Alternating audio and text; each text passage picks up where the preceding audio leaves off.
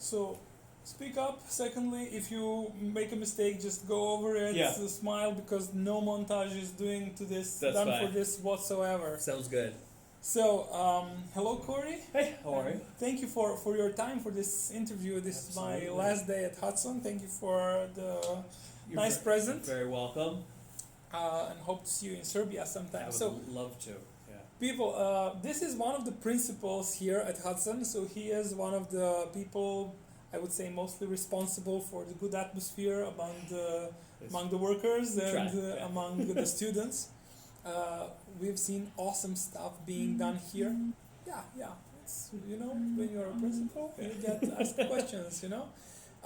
So we wanted to figure out. I mean, my colleagues do like these videos because I ask questions that are different between our system and American Yeah. system. So what would you say are your most important responsibilities in handling the school on a day-to-day basis? Yeah. On my end, and classes I've taken and my experience with, I would say, most important responsibility. And although it doesn't always happen, it's not an all-year thing, but being part of the hiring process too. So.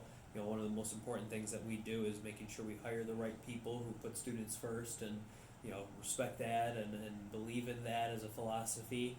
On a day-to-day basis, I do everything from working with our students as much as possible, and that could be in positives or, unfortunately, sometimes disciplinary too. But we got pretty good kids here, so it's usually pretty good. And if it is something, it's usually tardy to class or, maybe cheated on a small assignment, so hopefully nothing huge. Evaluating teachers and working with them, and evaluation is such a... How do you evaluate teachers? So the state of Ohio, has created a rubric and a process. So you have to go by this rubric, which has 6 domains to it and ranges everything from professional responsibilities and how you're doing as a leader in the district, as a teacher, to your day-to-day focus for learning, to how you differentiate for different students, assessments that you use, all these different things. So for me, and I'm kind of starting to rev up with it right now, we go for teachers that are on a full cycle, a regular evaluation. Twice a year, I have to go in and stay and walk through their class for 10 minutes, see what's going on. And then twice a year, I do a full 45-minute observation using the rubric, typing everything up. We meet before the lesson. We meet after the lesson. Evaluation is such a tough word because I feel like there's a negative connotation there. Yeah. We don't like doing that. I don't like operating in that. Our teachers are doing great things, as far as I'm concerned, unless there's something glaring that we both feel like, went wrong. You're doing a good job, and it's going to be more of a, hey, how did this go?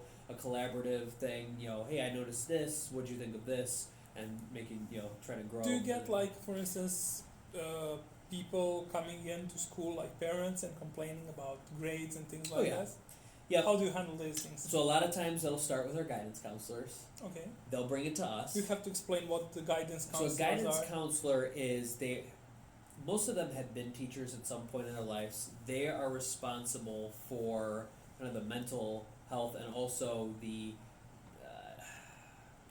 not the academic side of your schooling, although they are there. They help you with creating your schedule. They help you, but also the emotional side of growing up and being a teenager and figuring out, what that is like and navigating those waters. So there are 6 guidance counselors. They're there to guide you. They're there, hence the name, guide you through school. And there are 6 of them. They split up our alphabet and work with those students all the way from freshman year to senior year when they graduate. So they're like a support system for them to get everything right. Exactly. And a lot of our students only talk to them twice a year, once at the beginning to check in, once later on in the year to make their schedules. So I'm a father that has a kid here in Hudson, and I want to complain about someone's grades. Right. So they may come to me first. They may come to our building principal first, Brian Welch. If they do that, our first suggestion is, have you talked to the teacher yet?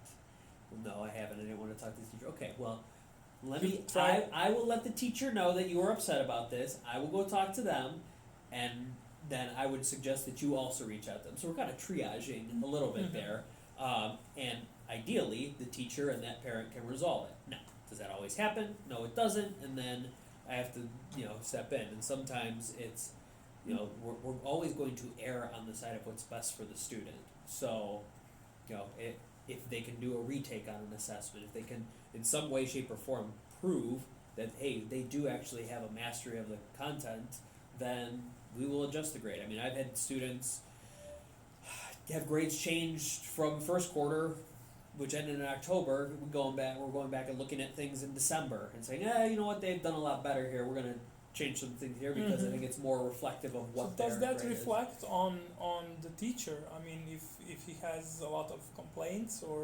Well, it does. I mean, and thankfully, I would say 99.9% of our teachers, you never really hear anything about it. And if there is, it's a one-time, once-off, maybe, hey, everybody makes mistakes. Didn't realize what was going on here with the student and the dynamic, and kind of work through it.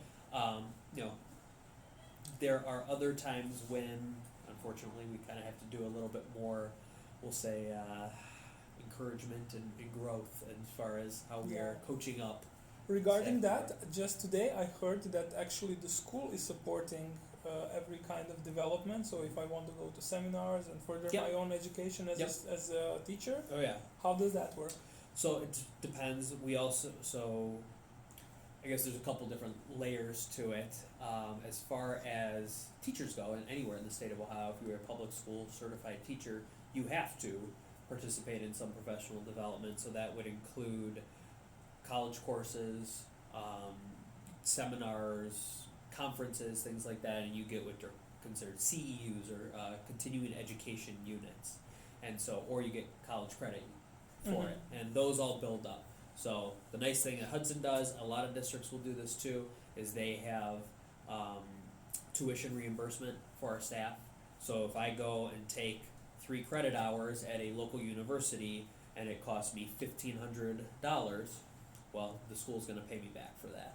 That's so great. It's so in wonderful. that way, you can expect your teachers to really be up to date with technology, with inclusion, with things like that, because they get educated. Yeah, and then also we encourage our teachers, obviously, to do it and try to find as many different avenues and conferences and different things that they go to. I'm encouraged to go to things. I was just out last week for a 2-day conference down in Columbus, Ohio, meeting with a bunch of other different secondary school administrators. So, if I'm doing it, our staff should be doing it too. Another great thing that, at least in Serbia, you would be asked that question is who handles when and how do you handle when some student doesn't come to school or they don't come so often?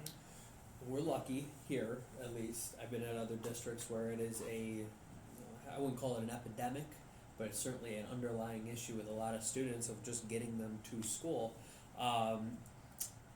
It's interesting. It's an interesting process. The state and law enforcement can get involved with it. They really want the school to handle it on our end, and I think that's fair because it's our problem. So what we will a lot of times look at is, once you've hit, there's basically thresholds that students have to hit to be considered truant.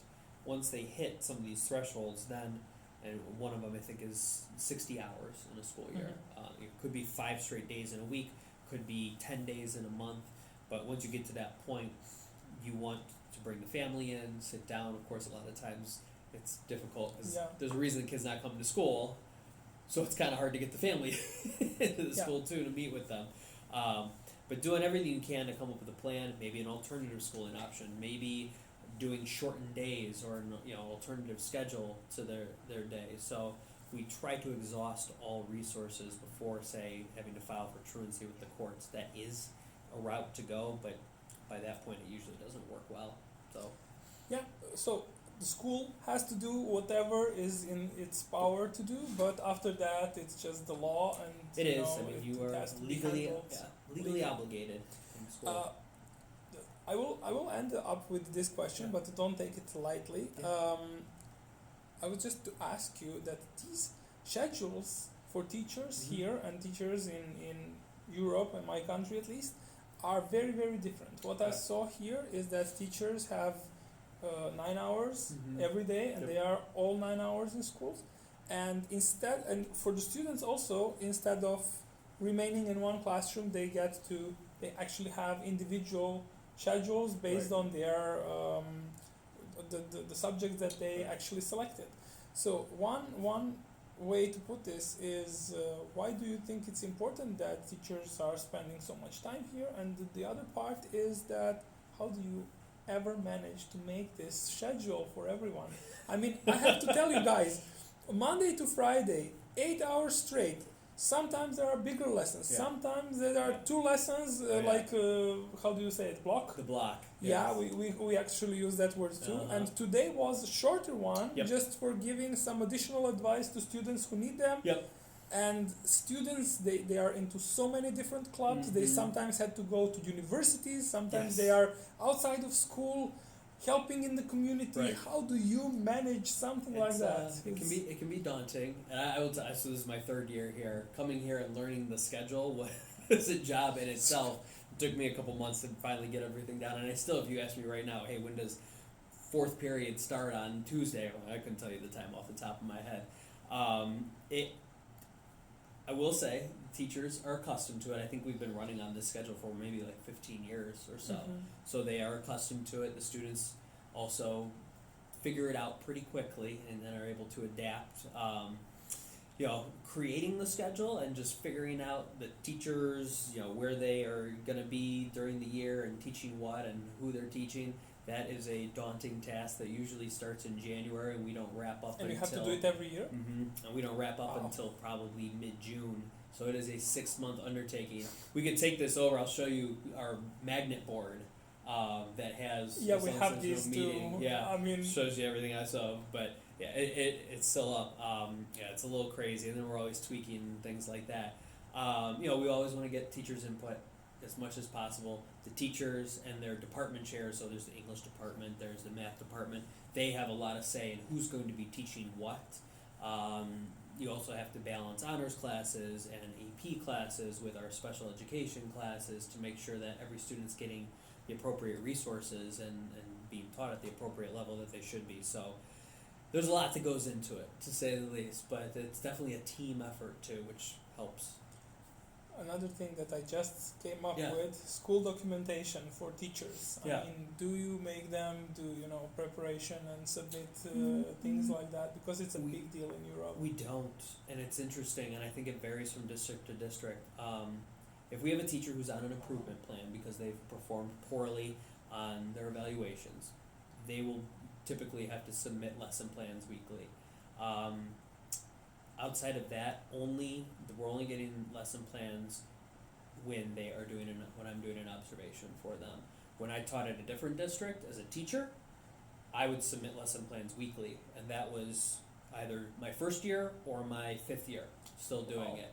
Now, I don't know, maybe I was. Because I have to do my plans all year Yeah. before. Oh, you so have everything all submitted. of them Yeah, has it was- to be submitted. We had a rough outline of where we were going. We knew what units we were teaching, what standards. I taught English, so Yeah. Similar. We have Yeah. a global plan. Yep. It has to be submitted beforehand for the entire year, and then you can do a monthly plan, for instance. yeah. So we had that, but no, I would do weekly lesson plans and then turn those in. And obviously, they knew it would vary depending on how far we got in every day. But we don't do that here, which I thought was interesting. There's a lot of talk that teachers are not paid that well in Yeah. the States, and it's actually very, very poor. Yeah. But how do you keep your teachers motivated? Well, I think the money. What are the key issues here? I think the money is one thing, and there's plenty of research out there that show you, hey, if you're doing something that you love, there is a plateau as far as any more money doesn't really impact your happiness necessarily. At least that's what I've read. I don't know if that's true or not. Yeah. Or you're a young knows? person, tell me, I would are you love- paid enough or not? I would always take more. Yeah. Obviously. But I think a lot of our teachers they do it because they love the subject. They love Hudson. We have a lot of teachers who grew up in Hudson who have gone to college and then come back and wanted to raise a family in this community and be part of the school that they graduated from. So it really comes down to making a system Yeah. and making a commitment Yeah. with community that works. Absolutely. I have to tell you, I've seen that here in Hudson, and Appreciate it. it was a real real experience for me to Awesome. be immersed in the Hudson atmosphere for Yeah. these 6 days. I want to thank you very much course. for your interview Oh, and yeah. for your time No and for problem. everything that happened here for me. I hope people can draw from your experience, and I hope that we can make connections with some Yeah, Serbian we'd love schools to. as well. So maybe you come as I would love to. as an exchange. Absolutely. Yeah. That'd Thank be you so great. much. Yeah, thank you. Yeah. Yeah. All right. Go Explorers!